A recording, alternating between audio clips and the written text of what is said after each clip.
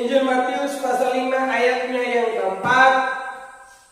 Demikian bunyi firman Tuhan. Berbahagialah orang yang berduka cita, karena mereka akan dihibur. Silakan kita baca secara bersama-sama lagi. Berbahagialah orang yang berduka cita, karena mereka akan dihibur. Dari bacaan firman Tuhan ini ada dua hal yang kita belajar. Hal pertama adalah berbahagialah setiap orang yang berduka cita, dan yang kedua ada janji penghiburan. Berbahagia di saat engkau mengalami duka cita. Kabar yang terdengar di mana-mana saat ini, apalagi dengan adanya media sosial, baik Facebook maupun WhatsApp dan berbagai media lain, memberitakan bahwa di mana-mana tempat itu ada kejadian-kejadian yang membuat kita bersedih dan meneteskan air mata. Sehingga hidup ini kalau kita lihat tidak pernah luput dari berbagai tragedi atau berbagai kesulitan. Kemarin saya membaca Facebook, ada seorang yang membuat berita dan sesuatu itu diikuti oleh teman-teman yang lain. Seorang camat di Kecamatan Karera yang baru dilantik pada sebulan yang lalu ternyata dipanggil pula oleh Tuhan. Tadi pagi juga saya mendengar kabar seorang mantan sekjam dari Goa itu pun juga dipanggil pula oleh Tuhan. Nah, saya melihat bahwa dengan adanya media sosial ini, ada baiknya untuk kita membangun hubungan berjejaring dengan sesama, membangun komunikasi dengan orang terdekat kita maupun orang yang jauh. Tetapi di sisi yang lain, itu juga menimbulkan sebuah pengalaman yang buruk dalam diri kita. Dan kita melihat peristiwa di berbagai tempat akan membuat kita menjadi orang yang takut, menjadi orang yang stres, menjadi orang yang bingung, menjadi orang yang takut akan hari depan kita. Saya percaya bahwa kematian itu bukan hanya terjadi di zaman ini, tapi dari sejak manusia pertama sampai hari ini, kematian itu selalu terjadi. Lahir mati, lahir mati. Begitupun juga di awal tahun sekarang. Orang mulai hitung kita di Sumba Timur kasus bunuh diri sebanyak 13 orang. Tapi saya yakin bahwa kejadian seperti itu bukan hanya terjadi zaman sekarang. Bisa saja tahun-tahun sebelumnya ada banyak juga kejadian seperti itu. Tapi karena tidak dimuat dalam media sosial, orang tidak tahu. Siapa tahu orang KKH ada yang bunuh diri. Siapa tahu orang di Matailapau ada bunuh diri. Mungkin 2 tahun, 3 tahun akan datang baru kita tahu. Tapi sekarang media ini sudah membuka mata kita untuk melihat apa yang terjadi di berbagai tempat yang lain. Dan itu menimbulkan ketakutan bagi orang. Nah, firman Tuhan hari ini berbicara kepada kita, berbahagialah orang yang berduka cita. Tuhan Yesus ketika dia dibawa untuk disalibkan di atas bukit Golgota, para perempuan dari Yerusalem senantiasa menangisi Tuhan Yesus di sepanjang perjalanan. Ketika Tuhan Yesus mendengar tangisan perempuan itu, ia balik dan berkata kepada mereka, "Hai ibu, janganlah kamu menangisi aku, tetapi tangisilah dirimu sendiri." Ada perasaan duka oleh karena kehilangan seorang yang kita cintai. Ada perasaan kecewa oleh karena kepergian orang yang kita cintai. Kita pun juga di gereja Betel sekarang. Secara tiba-tiba orang yang kita kasihi, dia juga meninggalkan kita, saudara. Pada minggu yang lalu. Dan itu menimbulkan perasaan duka cita dalam diri kita sekalian. Nah, untuk menanggapi hal tersebut, apa kata Tuhan Yesus? Dalam ayatnya yang keempat, berbahagialah orang yang berduka cita.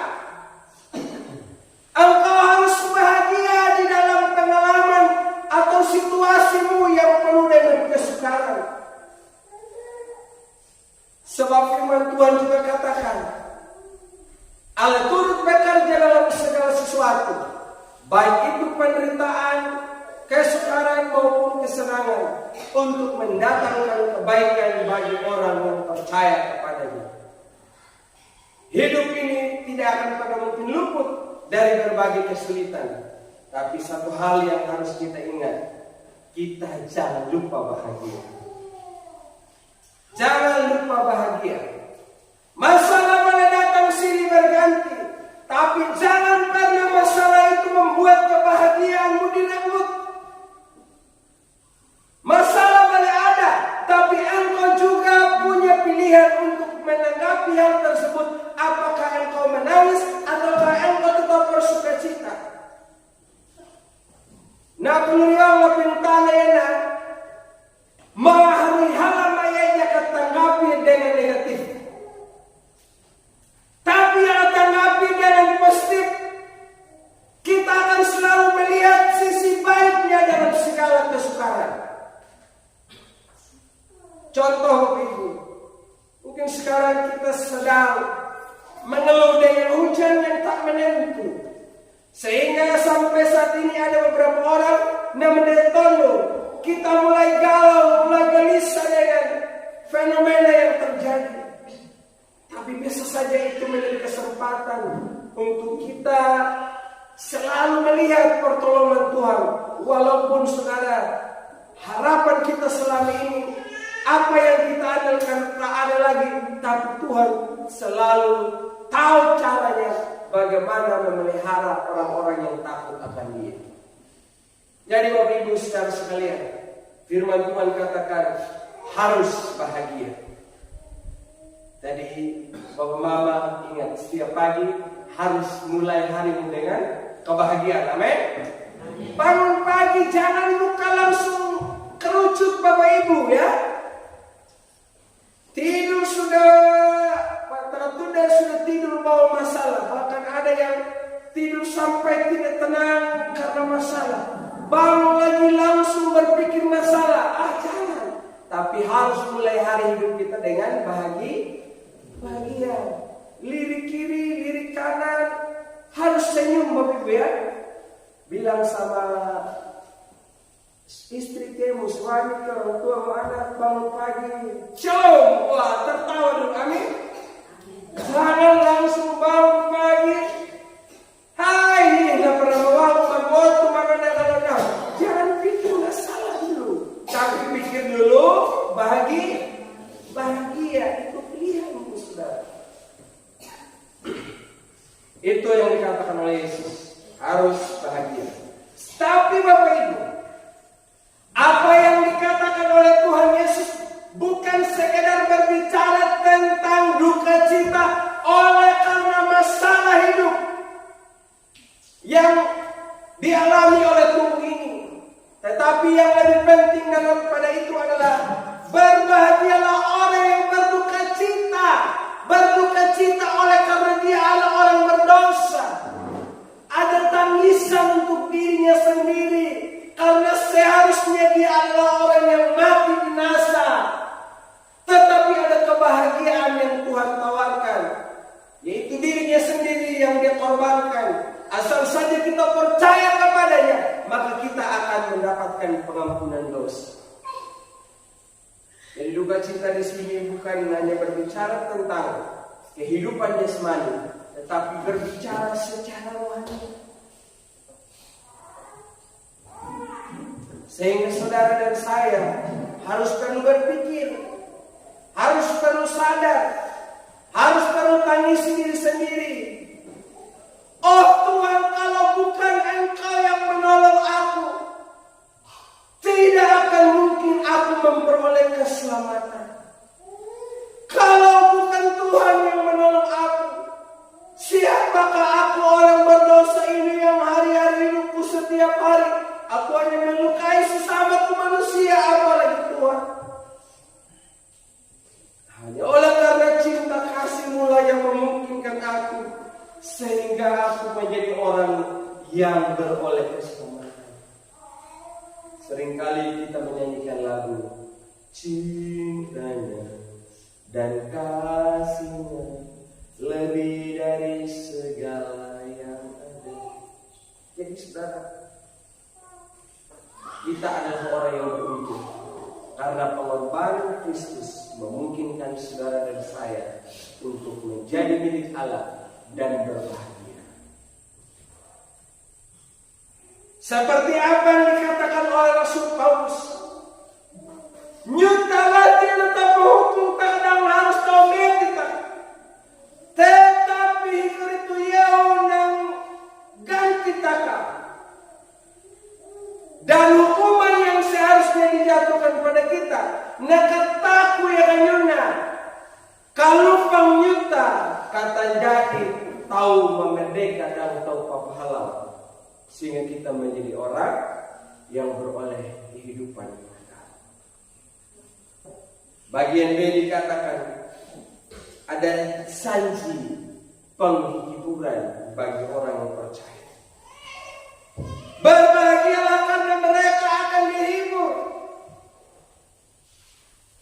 Saya yakin bahwa dalam hidup ini, kalau terlalu berat itu masalah, seakan-akan tidak ada jalan keluarnya, Bapak Ibu.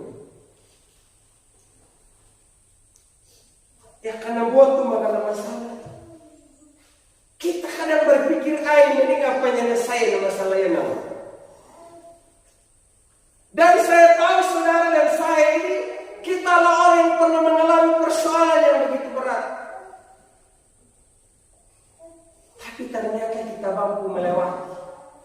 Karena ada Tuhan yang selalu memberikan kekuatan dan penghiburan bagi kita.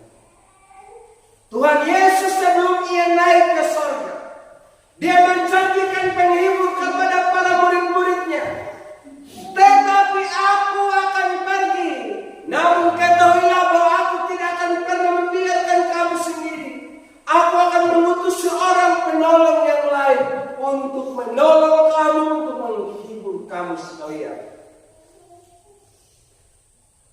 Ada janji penghiburan, yaitu Roh Kudus bagi saudara dan saya. Kalau kita tahu bahwa Tuhan itu bukanlah pribadi yang tertidur lelap. Penjaga Israel adalah penjaga yang siang dan malam selalu memperhatikan hidup saudara dan saya. Maka tidak ada hal yang terlalu sulit untuk saudara dan saya harus jalani dalam hidup ini. Sesulit-sulitnya hidup ini, kita akan menjadi orang yang tetap terhibur. Lihat Bapak Ibu, tokoh-tokoh dalam Alkitab, contoh seperti Ayub, susah. Orang yang sudah hidup kaya raya dahulu, tiba-tiba jatuh miskin. Orang yang punya keluarga yang banyak, anak istri, yang setiap hari mereka berbahagia, tiba-tiba semua anaknya harus mati. Tetapi dia punya sikap yang baik dalam menanggapi hal itu. Dia tetap bersukacita. Walaupun istrinya mengolok-olok dia, tapi dia tetap bahagia, Bapak Ibu. Coba kalau dalam hidup kita yang seperti itu, Bapak Ibu. Menghadap darah namun tahu. Setia dalam ini. Tiba-tiba ya mila dengan Bapak Ibu. Dah kapan-kapan nih, Bob. Pangaku keren, jangan dia main udah inabutan apa nundak tungkan. Pangaru keren, jangan nundak belum nahul. Itanudaan jatuh tadi. Maka tidak sedikit orang yang dulunya begitu setia dengan Allah, tapi akhirnya tinggalkan Tuhan. Bahkan keluarganya sendiri, istrinya sendiri, dia bilang begini, hei, apa yang terjadi sekarang? Kau bilang Tuhan, Tuhan. Mana buktinya Tuhan yang kau sembah sekarang? Hartamu habis, anakmu habis, dirimu sendiri juga sakit. Maka sekarang biarlah engkau kutuki Allahmu itu sendiri. Tapi Ayub berkata bahwa kita harus menerima semua hal yang terjadi. Baik susah maupun senang, kita harus terima dengan lapang dada. Kita harus mengucap syukur dalam semua.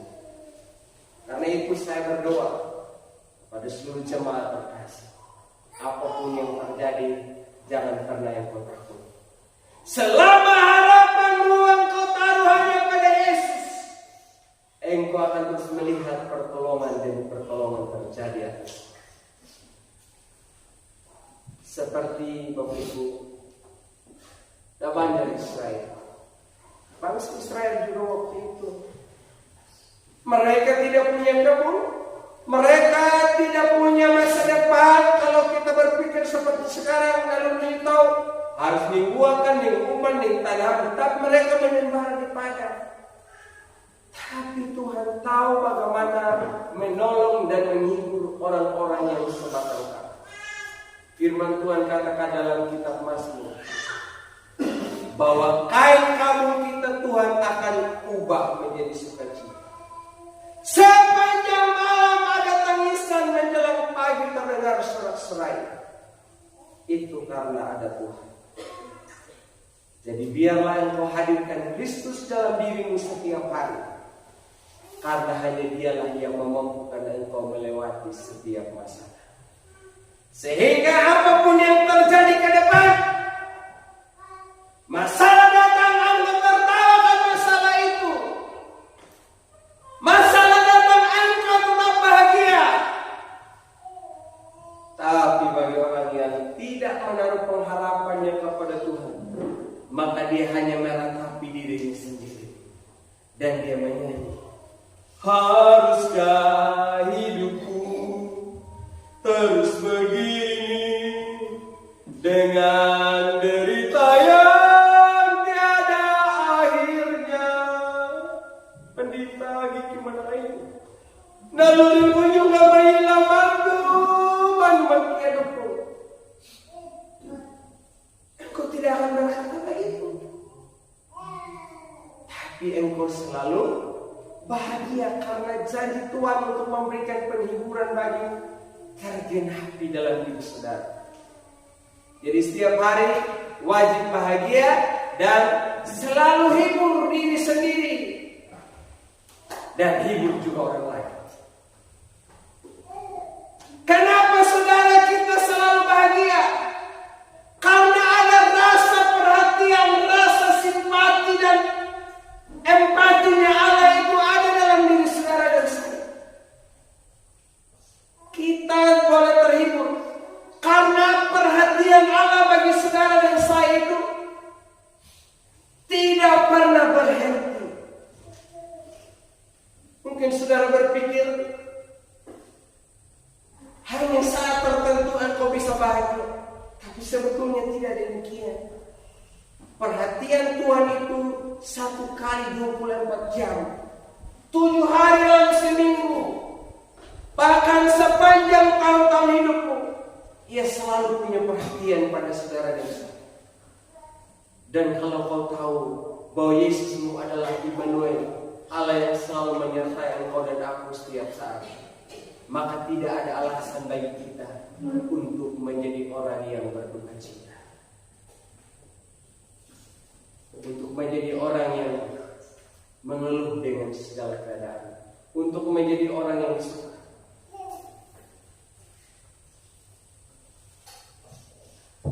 Ada beberapa hal saudara mengapa persoalan itu bisa terjadi dalam hidup kita. Bisa jadi itu persoalan itu Tuhan sedang izinkan agar engkau bisa sadar. Tapi banyak orang walaupun dia mengalami kesukaran, tapi tetap bandel-bandel saja dengan Tuhan. Contoh yang hidung dia nangis. Tapi yang kalau pernah mau bikin dari hari Senin sampai hari Sabtu, sehat-sehat mana. Tapi Tuhan kalau minggu yang awalnya, hidung mana nanti ke penjampu meter tu lakuannya. Jauh ku mampu juga.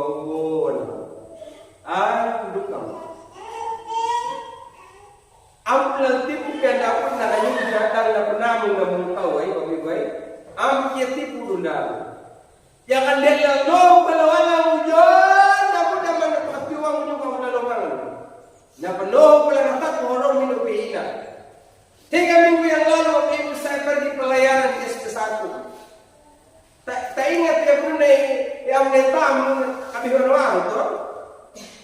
SP1 nih. Bagi jemaat kita dulu. Ay abang ini kanan pek Bapak Ibu. Ini dah malas salam itu. Dulu akan perjamuan dah ya ini kita kalau pakai patih nama mata. Pandita cara maka aku jalan bapak tahun. 5 bata na pandita aku jalan aku. Karena ini yang kirian. Itu nabi yang apa? Ini rahasia yang lain itu. Paluhan bagi ini pandita.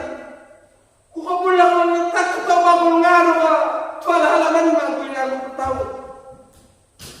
Kulang paadat pandita lang mindar ping o mapuan ping di papaling unang dito.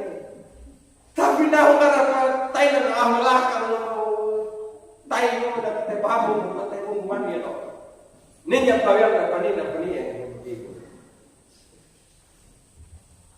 saya hanya bisa mendoakan. Hal ini tahun pengetahuan Bapak Ibu. Kupikir ini Bapak Ibu pada tire mata kalian yang dan cara mendapat dan dari kedua itu maaf katong.